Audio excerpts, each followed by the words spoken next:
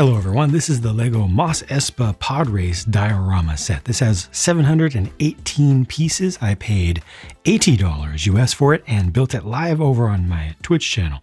There's not a whole lot to do with this in that it is purely a static model. It does not come with any figures on the side. There are no side builds. So, well, let's just get in, look more closely at what all we get here. Oh, before I do that though, just see it from some other angles. So you can most importantly see just how this is built up around the back. They've got just a little bit of extra depth for the rear rock face, and that adds a little bit of strength to it and also makes it so that it doesn't look quite so plain as it would have if it was just completely straight down. If you happen to look at this from the other side, it does come with the little 25th anniversary plaque. That is a print. Also, these two pieces are prints. We've already gotten this one before, but you've got the exclusive quote from Qui-Gon there from episode 1, and other decorations that you're going to see in this are done with stickers, some small stickers on the pod racers themselves. The archway here, I think, is done pretty nicely, and it's done pretty quickly as well. It's not too complex in how it goes together. Just uses a turntable over here, a turntable over here that are both of which are hidden away, so you don't see them once the thing is done, but it provides, some visual interest and kind of the idea of the drama and the danger of, a couple of scenes that we saw that are featured not only in the movie, but also in the games. A lot of people are probably more closely attached to this scene and this whole event through gameplay. In the past, a lot of highly memorable moments from that. But overall, the thing in the back is mostly done with a single brick thick wall, and then it has studs on the side, and you attach segments to that, segments at a time. Most of it is done kind of offline separately and has little sub-assemblies, and you're just going to paste them up there. They're rather smooth, maybe a little bit too smooth, but I don't know how much more could have been done without making it look too rough at the same time. So I think it's actually pretty effective. The terrain stuff, the ground though is less interesting to me. All through here, you've got that clear pathway, almost looks like it's been swept out, which makes sense from all the aerodynamic wake from all of the pod racers coming through and everything. But just having that many plain like first level, almost base plate level studs just completely exposed like that doesn't feel as deluxe as I would like to see for such an expensive display model and collector model. These are literally two 16 by 16 plates that you put down very, very early on. You basically do the black frame and then you put those plates down and you start adding things on top. I would have liked to see those covered up more. It just doesn't feel as complete as I would like, again, for this kind of price of thing. I'm going to look at Sebulba's pod racer first. This one has a lot of pieces, a lot of complexity, some tricky building techniques used at the front. I actually got it wrong a few times. Just gotta pay attention. It's not that bad. It was because I was streaming, wasn't paying enough attention to the build, but it's good. It's very, very good. I'm honestly very tired of hearing people parroting around the quote that this is 2 polybags and some rocks. I've never in my life seen a polybag from LEGO that comes even close to the complexity of this thing. This is a pretty serious build. Yes, it is small. Here's a random minifigure for the sake of scale. It is the size that it is, but it is definitely a complex and interesting and intricate build that I think is well done. And ultimately it gets attached just down here. It's kind of nice how they mostly hid away the attachment point to the base. It's small, but it's strong. It's very strong. Look, I can probably lift this whole thing if I had my other hand free, lift this whole thing up just from that. It is firm. It is not intended to go anywhere. So I'm really happy with this. I like this orange color for these bevel gears here. Not really seeing any colors that I don't want to see throughout. So it's just a success, if you ask me, at this scale.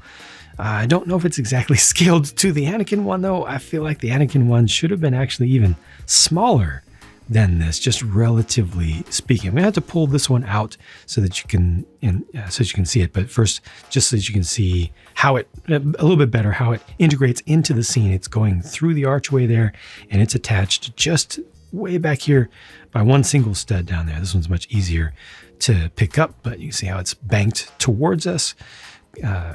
Sebulba's is just about flat and slightly inclined away just from the weight of what's going on back here. But let me pull this off for you. Yeah, I'm not 100% convinced about this one, just proportion wise. The size of the chariot bucket back there, the fuselage section compared to the length of the connectors, I might just be a little bit off on that. I need to look at different forms of reference, but it doesn't seem quite right to me. I feel like the engine sections should have been a little bit larger. Their build is good. The colors are good. Pretty fine details, for a micro scale build of such a small thing. I think it's done pretty well. This does use the 2 stickers. You saw stickers on Sebulba's. This one has just 2. Sebulba's had, I think it was 6 stickers in total. It says just the 2.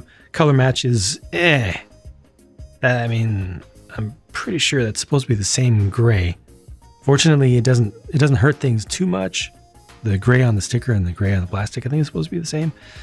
Fortunately, in this case, it doesn't really detract that much, but they did miss the intended mark. Overall, I think this one looks pretty good, but not as good as Sebulba's one. Not only because of the level of complexity, but just in, I think authenticity and accuracy to the source material. I feel like this one doesn't grab it as well. Before I put Anakin's back, I want to visually answer a question that many people have had. Does this fit through the archway? Like, is this a realistic scene? Could this have actually happened? And the answer is definitely no. There's no way. No. So that's all the more reason that I think that Anakin's pod racer is a little bit larger. I mean, just you can look at that. But then for the scene, I feel like there's an attempt at forced perspective here where, or at least that's the way that it worked out. Maybe we're only limited by parts and everything, but it feels like there's forced perspective here where Sebulba's is closer to you, where this is just farther away in the scene. So relative to us, it would have been smaller when it was back here. But as it is right now, everything being on at the same scale and in the same time slot and everything, it proportionally doesn't work out quite right. There are a lot of leftover pieces, including a bunch of these silver tool and accessory bits that always come in a bag together. They used the 3-bar version, kind of one of these, but with 3 bars at 120-degree angles for the crucial connections for the ski pieces for the front of Anakin's engines. And this is what the sticker sheet looked like. So like I said, 6 for Sebulba and 2 for Anakin. Again, the price was $80 US. It's 80 euros, 70 pounds UK, or $100 Canadian for 718 pieces. I personally would put fair value for this at 55 to 60. And that's taking into consideration the fact that it's Lego, it's Star Wars, and it's 2024. I think that's being generous. Just personally, what I would like to see, I think 60 is not unreasonable to ask. So is it overpriced? In my personal opinion, yes. Is it significantly overpriced relative to the other dioramas that they've done? No. Maybe a tiny bit, but for the total amount of stuff here, for the effort that I had to put into this to build it, again, it feels like I'm getting some stuff here, and it's not small. It's not 2 poly bags and some rocks. There's some serious, not only the building, not only the overall volume of it, but the mass of it as well. A lot of density to things. I think that the relative proportions between the pods are off by a bit, but in general, I think this does a pretty good job of capturing the scene and capturing the concept of pod racing itself as it was introduced to us. Don't know how it could have been too much better without being significantly more expensive to get like the starting line or something like that. You had to get a whole bunch of pods.